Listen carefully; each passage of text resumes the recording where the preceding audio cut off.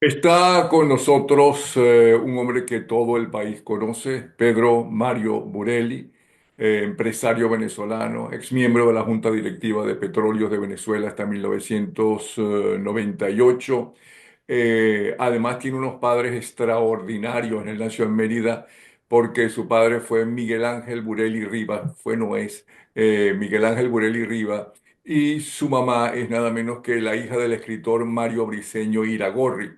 Realizó estudios en ciencias políticas en la Universidad del Sur de California y posee un máster en administración pública en la Escuela de Gobierno Kennedy en la Universidad de Harvard. El 28 de mayo del 2014 ya era perseguido directamente por el régimen por su lucha por la democracia, para restaurar la democracia en Venezuela. Y fue acusado por Jorge Rodríguez cuando era alcalde del municipio Libertador de haber intentado asesinar al tirano Nicolás Maduro. Y ahí estaban en la lista de los complotados en este tiranicidio. Enrique Salas Romer, Diego Arria, Ricardo Kessling, Gaby Arellano, Gustavo Torre Briceño, en fin, una serie de luchadores por la democracia. Su más reciente trabajo es un articulista excelente y su más reciente, antes, trabajó muchísimo en Washington durante los últimos gobiernos para tratar de que Washington entendiera qué pasaba en Venezuela y qué sigue pasando y que cada vez la situación a lo largo de todos los años se complicaba más y era peor. Su más reciente trabajo se llama Desmantelando un narcoestado, Captagón y cocaína. Y se refiere a Siria, pero también se refiere a Venezuela. ¿Y qué tiene que ver todo esto con Venezuela? Bienvenido, Pedro Mario Burelli. Te escuchamos. Napoleón, la verdad que preferiría que terminemos después de esa introducción. Ya, nos despedimos, me parece. Te prometo que no voy a hablar más. Oye, tengo una increíble susto de estar muy por debajo de las expectativas que creas eso y el legado que tengo de padres y abuelos. Así que bueno, nada. ¿Cómo Eso estás no tú? es verdad y estás a la altura y porque te conocemos y te conocemos bien. Adelante, te escuchamos. ¿Qué quieres hablar? ¿De qué Bueno, quieres? exactamente, ¿qué nos estás diciendo? Que dice que está desmantelado un narcoestado que tiene que ver con la extracción del captabón y la cocaína. ¿Qué tiene eso que ver con Venezuela?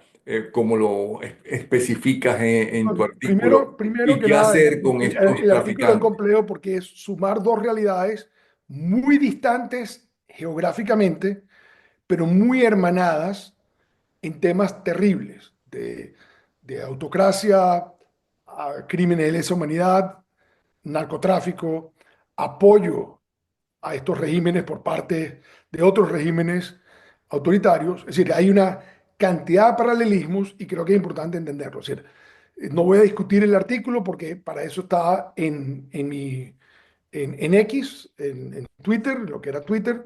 Invito a todos a leerlo. Yo creo que es muy importante que entendamos. Lo que sí quizás es el contexto de por qué uno habla de esto.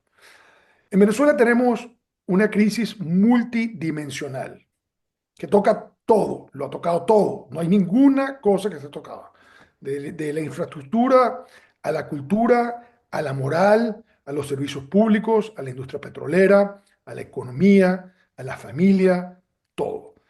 Y obviamente a la política. Pero la crisis no es ni cultural, ni moral, ni familiar, ni de servicios, ni siquiera es una crisis política. El problema de Venezuela es la criminalización absoluta del Estado y lo que eso implica para toda la sociedad. Y obviamente lo imposible que es hacer política, hacer economía, hacer vida en familia, invertir, cuando el Estado se criminaliza absolutamente. Y los Estados se criminalizan absolutamente por tres razones. Una motivación directa de involucrar al Estado venezolano en el negocio del narcotráfico que comienza Hugo Rafael Chávez Frías, que al llegar al poder se da cuenta que Venezuela es un país de paso y la Guardia Nacional juega un papel importante en ese paso. porque están en las fronteras, en las carreteras, en los puertos y en los aeropuertos. Y él insiste en meter al ejército en el negocio. Y ahí están los problemas que estamos viendo con el Pollo Carvajal, con Clive Alcalá, todo esto. Es la inserción ya más formal del aparato militar dentro del negocio. Eso incluye también, disculpa, eso incluye también la especie de transformación de Venezuela de país de tránsito a país de producción, con involucramiento de miembros de la familia Chávez, de miembros de la Fuerza Armada y miembros del aparataje civil del régimen. Esto va aumentando con la llegada de Nicolás Maduro y de la mafia que genera o crea Cilia Flores, y va creciendo mucho más al punto tal que Venezuela es un narcoestado. El negocio fundamental del Estado venezolano es producir narcóticos en modernas plantas con equipos importados para los cuales no tienen dinero, pero sí tienen para importarlos, muy bien distribuidos por temas de seguridad por el país en pequeñas plantas, produciendo cocaína de muy alta calidad y otras drogas, otros narcóticos, con materia prima importada de países que son productores de hoja de coca, pasta de coca y otros químicos requeridos para este proceso. Obviamente, a medida que esto se va descubriendo, a través de cargamentos, de cosas, no sé cuánto, empieza la paranoia y la estructura de control del Estado es una estructura criminal y no le queda más remedio al Estado que secuestrar el país. Como criminales, tienen al país de rehén, ¿eh? Y están dispuestos a hacer cualquier cosa. Y lo que el país vio es un país completamente cívico que ha tomado dos decisiones. Una, dolorosísima, que es marcharse del país sin nada encima, caminando a veces sin dirección, sin objetivos fijos, sin planes, sin contactos, sin dónde aterrizar. Y lo que significa eso, que un país haya perdido 8 millones de personas y que haya gente que normalice eso y se burle de una burbuja y hable del modelo chino, ¿ok? Es un absurdo, porque esa es la primera acción. Y los que se quedaron, curiosísimamente, Napoleón, han hecho algo que es único. Han seguido luchando sin violencia. Cuando salieron a votar y cuando no salieron a votar, cuando no salieron a votar en diciembre del 2023, el referendo bufo del Esequibo, fueron 500.000 personas y se inventaron 10 millones de votos para decir luego que habían votado 10 y medio millones de personas. El país no estuvo dispuesto a dejarse chantajear ahí. Y cuando salieron a votar de verdad, y cuando salían en la calle, cuando salía María Corina y salían y le daban la espalda al presidente del PSUV, que trataba de medir fuerza con María Corina, ese país se envalentonó y salió y derrotó no a un mal gobierno, no a unos ineptos, destruyó a un cartel. Y ese cartel que tenía un esquema montado, Jorge Rodríguez Gómez, con la compañía ECLE, para cambiar electrónicamente los votos ese día, y que en mi opinión es lo único que se hackeó ese día. Alguien le hackeó a Jorge Rodríguez el mecanismo mediante el cual él tenía la garantía de que ganaban las elecciones. Diosdado Cabello, que estaba con una idea de que como sabía, como presidente del PSUV, que estaba ocurriendo un deslave increíble, un tsunami popular, y lo estaba midiendo él en la calle. Él, María Corina iba a un sitio, él aparecía en ese sitio, y cada vez había menos gente con él. Él iba para el sitio para tratar de que las fuerzas chavistas, o lo que ellos creían que las chavistas, tuvieran un punto de aglomeración alrededor de él, y cuando se da cuenta que eso no está ocurriendo, busca la manera de parar las elecciones. Y Jorge Rodríguez, con su arrogancia típica, Cilia Flores y Maduro, que dependen de este demente, creen que el sistema va a funcionar. Los militares dicen, las elecciones tienen que seguir, no se pueden suspender, y resulta que no le funcionó el sistema a Jorge Rodríguez.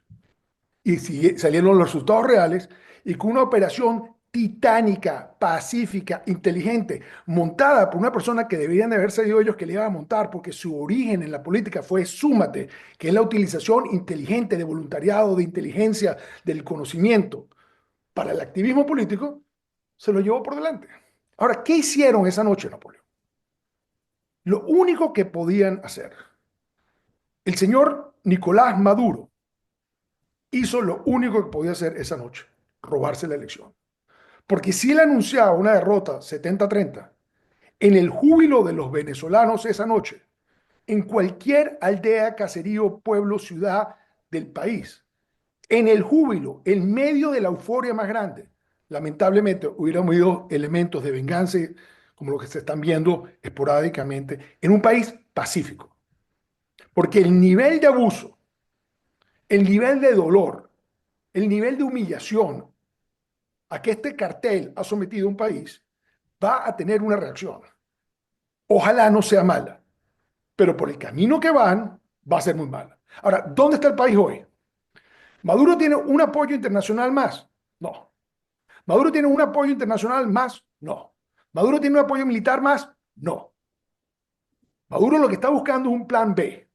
Y el plan B es que con las policías, que son en su gran mayoría criminales, con uniforme y chapa, y la guerrilla colombiana, tratar de ver si puede montar una guardia pretoriana para hacerle frente a lo que él se está imaginando que va a ser la consolidación final de algo contra él.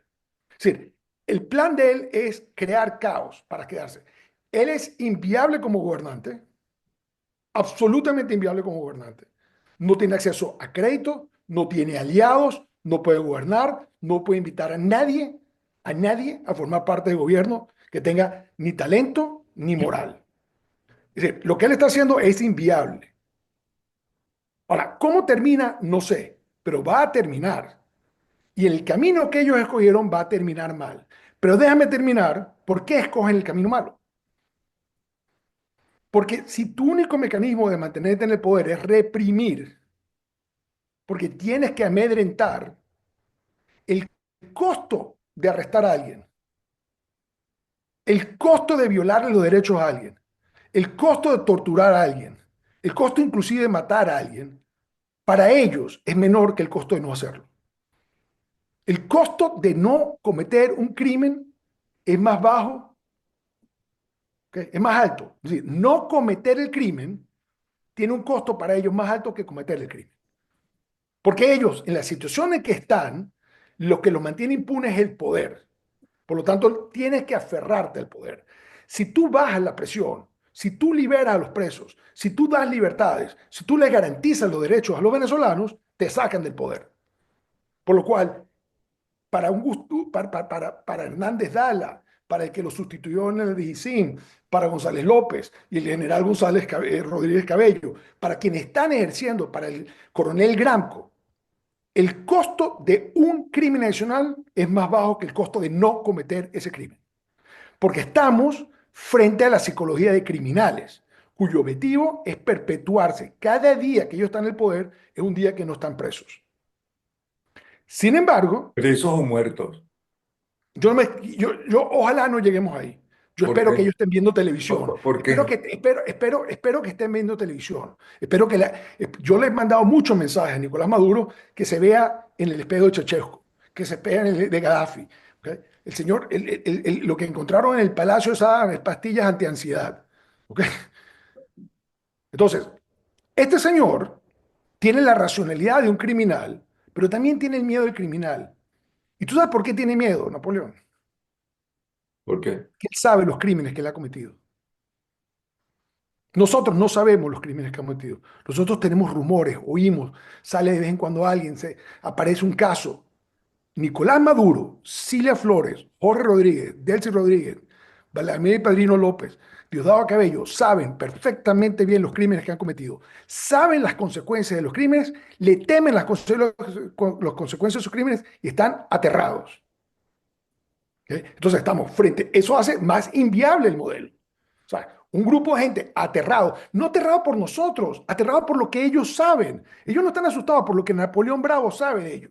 Es más, ellos ni siquiera están aterrados porque lo que el fiscal Khan sabe de ellos, o que el Departamento de Justicia y la DEA sabe de ellos. Ellos están aterrados porque ellos tienen el conocimiento perfecto de la estructura criminal sobre la que ellos están montados y las consecuencias al perder el poder. Ellos saben los presos que tienen, militares que tienen metidos en un sótanos, que si la gente los ve la cara, le ve el cuerpo, le ve, son cadáveres sepultados que están semi-muertos en las mazmorras de la ISIN, porque los cubanos, para asegurarle que los militares no se muevan con él, han metido militares inocentes, culpables, patriotas, torpes, de lo que sea, pero simplemente para crear un clima de terror. A él no lo apoyan los militares.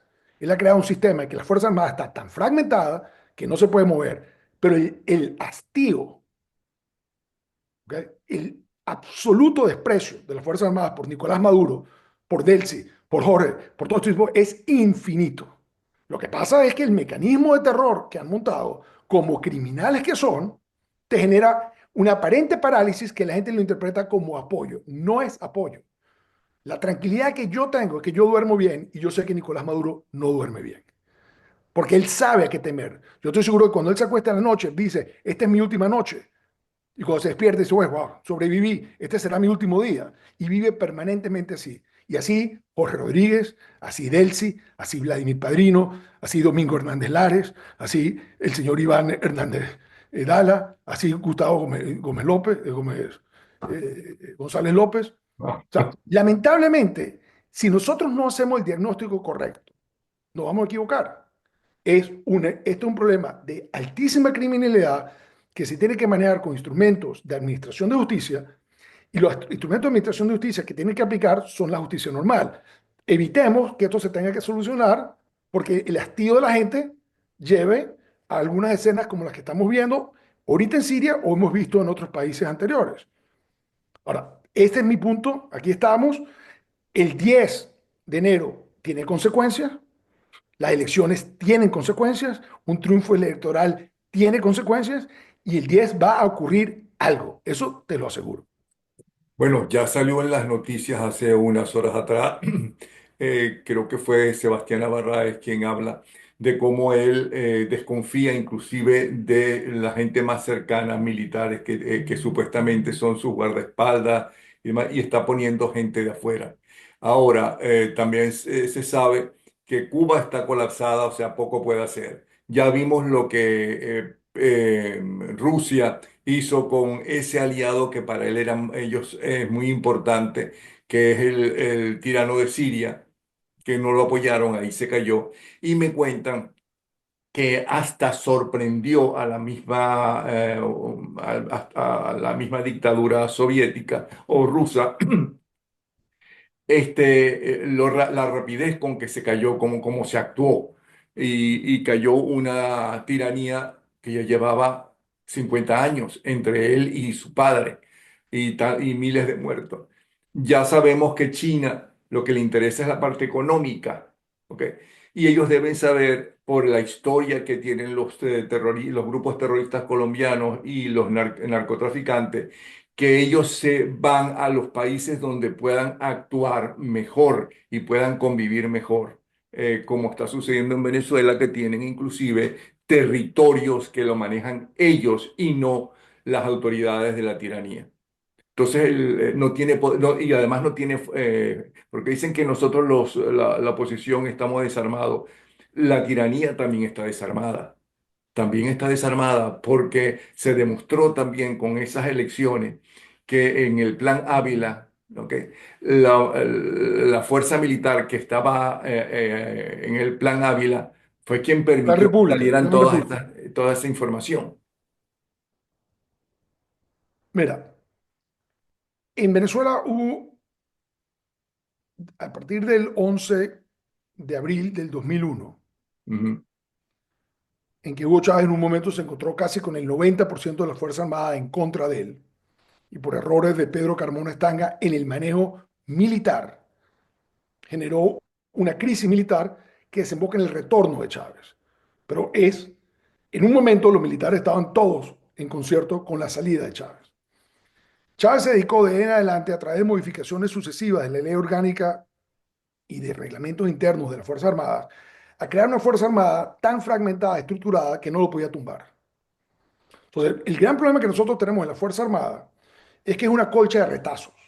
Las Fuerzas Armadas, para que funcionen, tienen que ser estructuras monolíticas, con línea de mando vertical, con principios claros, seguidos, entrenados.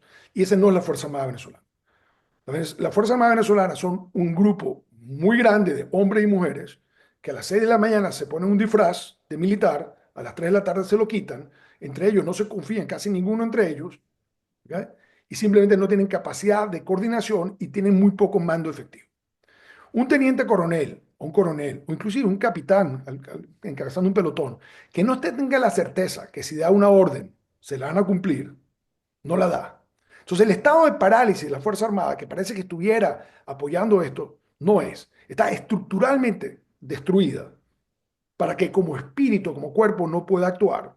Y algunos de estos toletes están profundamente corrompidos, metidos totalmente en la estructura de minería de oro, de narcotráfico, de chatarrería, de metido en el Estado lucrándose. Entonces, esa Fuerza Armada en muchos pedazos hace que la Fuerza Armada sea una parte integral de nuestro problema cuando la gente la está viendo como parte de la solución. Las Fuerzas Armadas, por lo general, de estos regímenes terminan así, muy, muy corrompidas. El dictador nunca quiere tener una estructura en que un general da una orden y se acabó la película. Quiere tener el juego lo suficientemente descuadrado. Maduro es completamente repudiado por las Fuerzas Armadas. ¿Y tú sabes cuándo lo vieron ellos? Y se dieron cuenta, cuando el referendo del Esequibo.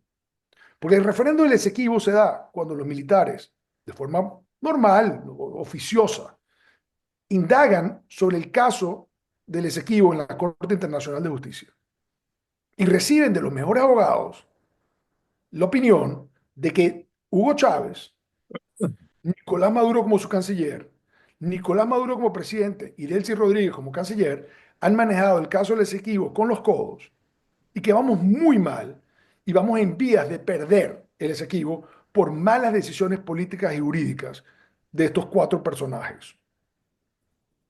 Hay una gran resistencia dentro de la Fuerza Armada y se decide inventar el show del referendo para el Esequibo en diciembre del 23. ¿Y quiénes son los más entusiastas? Maduro, Jorge Rodríguez y Delcy, porque saben que tienen la presión militar, que lo están culpando a ellos del mal manejo de un tema que es vital, mitológico, histórico para los venezolanos. Bueno, pero mal ¿Qué manejo. vieron ellos? ¿Y qué vieron Ah, ellos? 500.000 personas votaron. ujú. Y el señor Amoroso metió 10 millones y anunciaron que eran 10.500.000 personas. Después viene esta elección que se da. Diosdado Cabello dice que parar la elección porque lo único que nos va a pedir el mundo es que la reprogramemos, pero vamos a crear un evento de conmoción nacional para parar la elección. Jorge Rodríguez dice, no, no, nosotros podemos ganar, el sistema va a funcionar.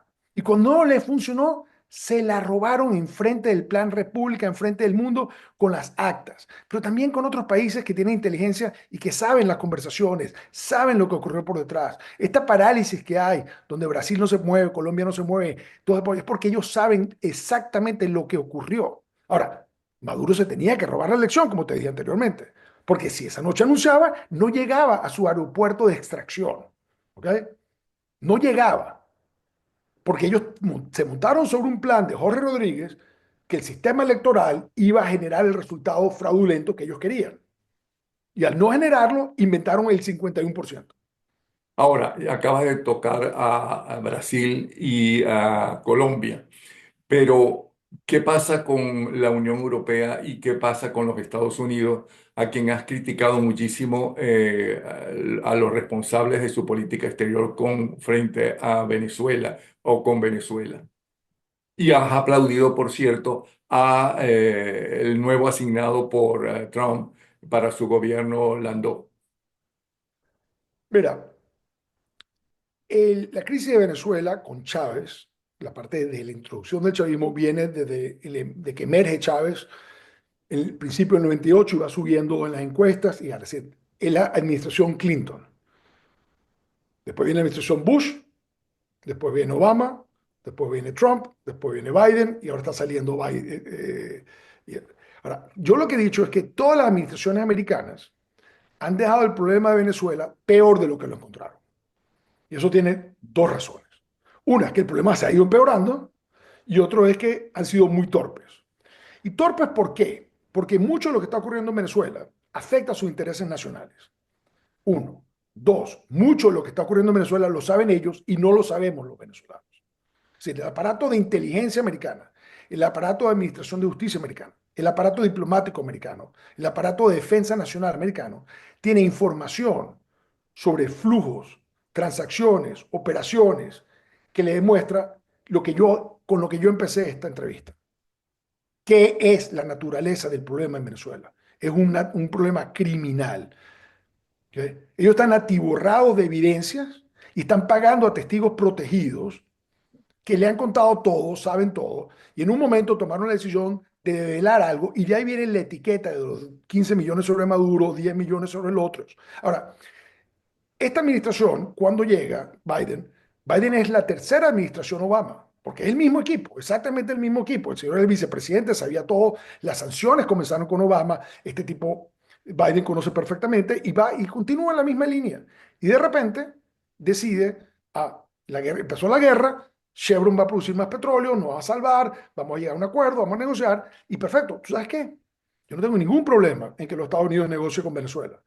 De hecho, la negociación de Noruega, que la ha criticado mucho más duro, es negociación entre los secuestradores y los secuestrados, nunca iba a generar un resultado. Desde el primer día me opuse porque un secuestro no se resuelve con los secuestradores tratando de librarse de los secuestrados tratando de librarse de los secuestradores. Esa no es la forma de solucionar un secuestro.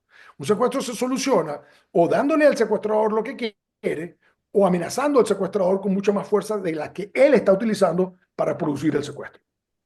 Por lo cual, cuando entran los Estados Unidos en marzo del 22 a una negociación, ahora, ¿a quién mandan a negociar?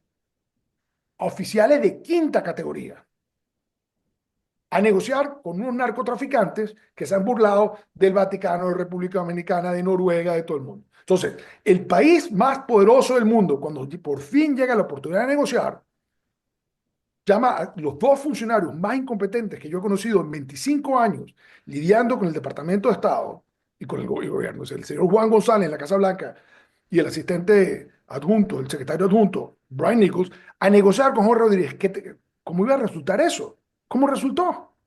Una burla.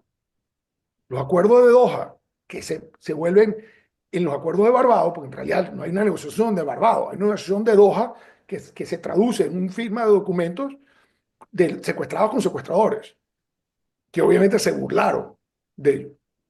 Ahora, esta administración, ahora tú la ves que está tratando de echar para atrás y que a los 4 días de las elecciones salió el secretario Blinken y dijo correctamente, con la información que nosotros tenemos, el ganador de la elección fue Edmundo González y exigimos que se proceda a una transición democrática. Y hace un par de días reconocieron oficialmente que tiene un gran simbolismo, que tal vez no lo está entendiendo el régimen, el señor Edmundo González es el presidente electo. Y el presidente electo toma posesión el día que hay una transmisión de mando. ¿Cómo va a ocurrir? Ya veremos. Entonces, los Estados Unidos, de salida, y sobre todo por el triunfo de Trump, ahora sabe que estos tienen que reparar las equivocaciones que cometieron, la ingenuidad sospechosa que tuvieron, la torpeza absolutamente injustificable, y vas a ver de aquí al 10 cosas que van a ser bastante sorprendentes. Mira, si lo hacen, perfecto. Pero si no la hacen, está viniendo una administración detrás en que la combinación de los actores que ya nos han mostrado, como el señor Mike Waltz como consejero nacional de seguridad, Marco Rubio y Chris Landau como segundo del Departamento de Estado, es una combinación que no solamente conoce Venezuela perfectamente muy bien, sino es intolerante de una negociación que normalice al régimen.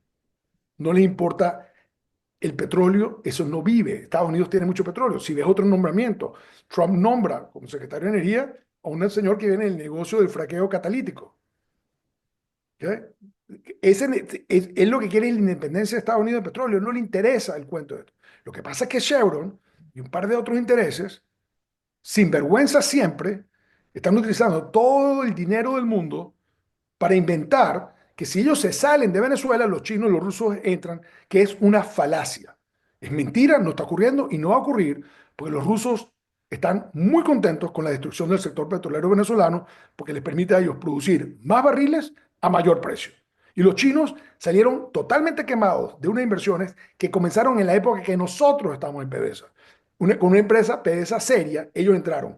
Y cuando llegó el 2015, el 2005, y Chávez renacionalizó los negocios que habíamos hecho con los externos y los puso a ser minoritarios, los chinos no lo creían. Y los chinos no les importa Venezuela. Si alguien juega con Venezuela es para fastidiar a los Estados Unidos dentro de un conflicto de poderes. Pero la verdad van a decir tranquilamente, mira, se trató, estos tipos eran increíbles, se venían a Moscú y lo que querían estar es con putas y bares y no sé qué tal cosa. Y cuando venían querían ir de compra a China, pero no iban a las reuniones o se quedaban en la noche parrandeando y se dormían. O sea, los cuentos que uno oye de las delegaciones y los grupos que mandan y Nicolásito y Delcy viajando con 10 amigas en un avión gigantesco de Conviasa para llevar oro a Rusia y pasar 3 días de fiestas en Moscú. O sea, estos tipos están viendo esto. O sea, el desprecio de Vladimir Putin por Nicolás Maduro es absolutamente exorbitante. Yo pasé años yendo a Rusia y lo que decían después de cada reunión, de cada intercambio de Putin con Maduro, sí, es el desprecio total, que por cierto lo era con Chávez también. ¿Verdad? Lo que pasa es que hay un juego geopolítico en que jugaba y un cálculo que hubo un momento en la parte petrolera. Mira, estos tipos se están peleando con los europeos, con los americanos, nos van a dar unos campos a precios baratos, no vamos a invertir mucho, pero cuando cambie el gobierno, como son unos contratos de Estado a Estado, el próximo gobierno, que sí es bueno, entonces ya tenemos los derechos. Es decir, los cálculos que han ocurrido ahí, yo sí, Maduro lo sabe, Maduro sabe, lo han sacado varias veces del Kremlin por la puerta de atrás, lo hicieron pagar hasta el último céntimo de deuda en el peor momento de la crisis humanitaria, no le perdonaron $1 de la deuda. Menos los chinos alargaron los términos de pago. Los rusos exigieron el pago hasta del último céntimo. Entonces, se ha creado esta fábula, esta gran fantasía. Yo me recuerdo inclusive cuando me atacaron a mí, que lo mencionaste tú, hasta se me había olvidado, hace 10 años, a las Corina y a mí, a Diego y otros, era con correos Google, se falsificaron correos. Un hacker de Tarek El Aissami, a quien mataron en el contexto de la detención de El Aissami, inventó unos correos, falsificó unos correos y dice, pero espérate un momentico, nosotros nos está atacando todo el alto mando de un gobierno que está apoyado por Rusia, China y Cuba, y resulta que a sus opositores que le temen porque tienen influencia afuera, nos atacan con una operación hecha en Maracay a la chimbona, a la chimbona. Entonces, esa es la realidad que yo creo que nosotros estamos mitificando a Maduro. Yo veo a Maduro y yo me río, porque yo casi puedo predecir cada paso que toma Maduro, porque no porque yo sé lo que va a hacer, yo sé lo que él sabe y yo intuyo que el miedo de este señor lo está paralizando. Los discursos del señor son los discursos de Gaddafi al final, de Saddam Hussein al final, de Chechnya al final, estos discursos rimbombantes, tocos, altisonantes, amenazantes. Uno no sabe si es el miedo o son las medicinas, pero definitivamente quienes deben estar cerca de él, su guardia presidencial, su círculo íntimo, tiene que estar viendo algo bastante patético. Y lo que yo te estoy diciendo, independientemente de lo que están viendo, es inviable para Venezuela que Nicolás Maduro esté ahí el 11 de enero. ¿Qué va a ocurrir? No sé, pero algo va a ocurrir. ¿Y cuál es la importancia del apoyo regular, malo, ninguno o muy bueno, tanto de los Estados Unidos como de la Unión Europea, que uno siente que están interesados en que haya democracia en Venezuela? Mira, el dilema está relacionado al diagnóstico. Si yo tengo un problema ortopédico, el médico ortopédico se va a entusiasmar mucho y el cardiólogo no, y viceversa. Entonces, cuando yo defino el problema como político, como electoral, como democrático, como de derechos humanos, entonces los políticos diplomáticos se emocionan. Cuando me lo llevo a la rama criminal, entonces todos estos opinadores diplomáticos, embajadores en Venezuela, congresistas se paralizan, porque es una especialidad que ellos no saben tocar.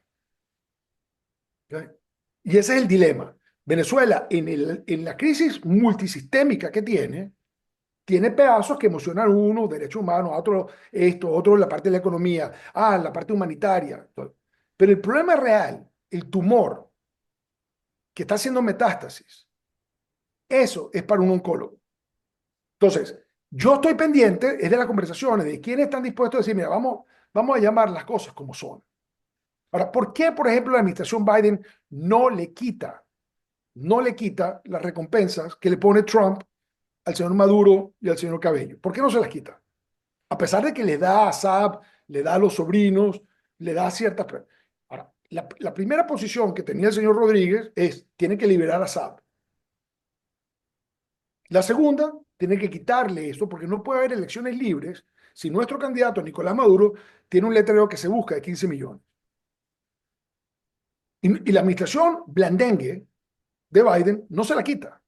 Y cuando yo pregunto, me dice, no, Pedro, es porque debía ser 60 millones. Dice, que aún siendo débiles, ellos saben con quién están lidiando. Pero el problema es que reemplazarle la rodilla a alguien, o trasplantar un riñón es mucho más fácil que lidiar con un cáncer que está haciendo metástasis. Y el problema de la criminalidad en Venezuela es un cáncer que hizo metástasis. Eh, Pedro, nos quedan solamente 2 minutos y quiero entonces a ver si entendí, ¿no? Con esta Si no pregunta. entendiste, lo repetimos todo. No, no, nos quedan 2 minutos, está clarísimo, pero como es una excelente noticia, ¿por qué dices que va a caer, ¿no? Y que en los próximos días sucederán cosas? Porque no, primero, es inviable. Segundo, ya no tiene sostenes. O sea, no hay ningún mecanismo que lo pueda sostener por las buenas. La represión es el único mecanismo.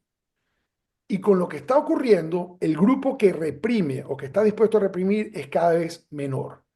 Yo te he puesto que algunas imágenes de Siria tienen a Vladimir Padrino, a Domingo Hernández Lares, a Iván Hernández Lares, hasta el mismo Gramco, que es un sociópata, pensando dos veces lo que están haciendo. ¿Ok? Entonces, la capacidad de reprimir, que es tu único mecanismo para quedarte en el poder, pero no para gobernar, para quedarte en el poder, está disminuyendo, la gente se está alejando y le estás haciendo a todo el mundo que tú te pudiera ayudar muy difícil que te ayude. Pero como tu prioridad es sobrevivir el día o dormir la noche y que no sea tu última noche, tú estás pensando y Maduro está pensando en objetivos de día a día. Eso no es la forma de gobernar un país.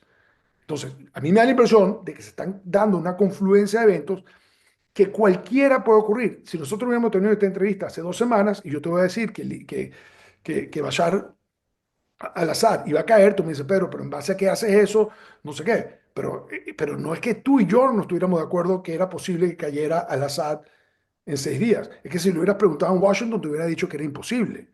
Bien, Estas y en cosas. Rusia también parece que decían que era imposible. Llegó el momento de despedirnos y quiero aclarar una cosa, que me quedé corto en tu presentación, porque no hablé de tu papá, de tu mamá, de ti, y no hablé de esa extraordinaria mujer que es tu compañera, que es tu esposa, que es Cristina Bolmer. Y digo que es extraordinaria no solamente por lo que ha hecho por los niños en aprendiendo a querer, sino por lo que está haciendo por el sur de Venezuela, por la ecología venezolana, por su lucha a nivel mundial defendiendo nuestra ecología. De verdad que muchas gracias, Pedro Mario. Con Cristina la voy a llamar, ¿ok? Para ver si la semana que viene tenemos una conversación con ella. Un abrazo, ¿sí? Me tocaste el alma. Muchas gracias. Hasta luego. Che, Hasta nos vemos. luego. Un abrazo.